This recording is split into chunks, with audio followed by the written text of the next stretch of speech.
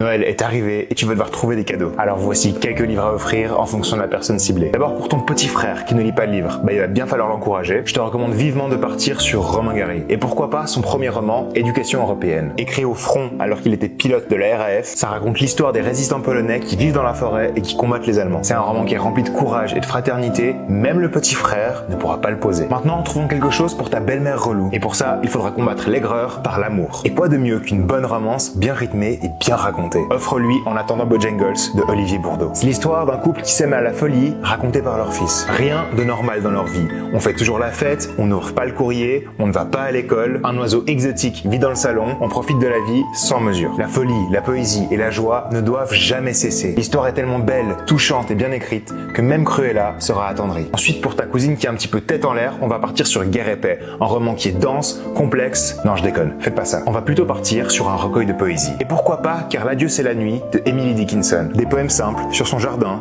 la mer, l'amour. Dickinson a un vrai talent pour faire ressortir la poésie des petits moments du quotidien. Et ça va sûrement plaire à ta cousine. Maintenant, on passe à ton grand-père qui adore l'histoire. Offre-lui Attaquer la terre et le soleil de Mathieu Bellesi. C'est un livre excellent qui raconte l'arrivée des premiers colons en Algérie. Les conditions de vie sont très difficiles. On leur avait promis tout, ils n'ont presque rien. Et comme si la misère ne suffit pas, ils doivent évidemment faire face à des Algériens en colère. C'est un très beau roman qui injecte le style et l'émotion qu'il faut dans un épisode sombre de l'histoire. Papy va adorer, c'est obligé. Et maintenant, en dernier, le plus difficile, c'est ta tante qui a tout lu. Et pour ça, il va falloir sortir des sentiers battus. Je te sors une arme secrète, c'est Confiteor de Rome Cabré. Alors qu'il perd peu à peu la mémoire, un narrateur se remémore sa vie. Et il la raconte à travers l'histoire d'un violon. Un violon qu'on va suivre dans tout son processus. On commence par le bois qu'il était, on continue avec sa conception par Stradivarius, il va finir dans les mains d'un propriétaire juif avant de se perdre dans les camps de concentration, ensuite récupéré par un nazi, etc., jusqu'à notre narrateur qui nous parle. Et il nous parle de quoi? D'histoire, de livres, de musique. C'est un livre qui est vraiment unique, qui est très difficile à décrire, il faut vraiment le lire pour comprendre. Promis, Tata va pas en revenir. Et toi, t'aimerais recevoir quoi à Noël?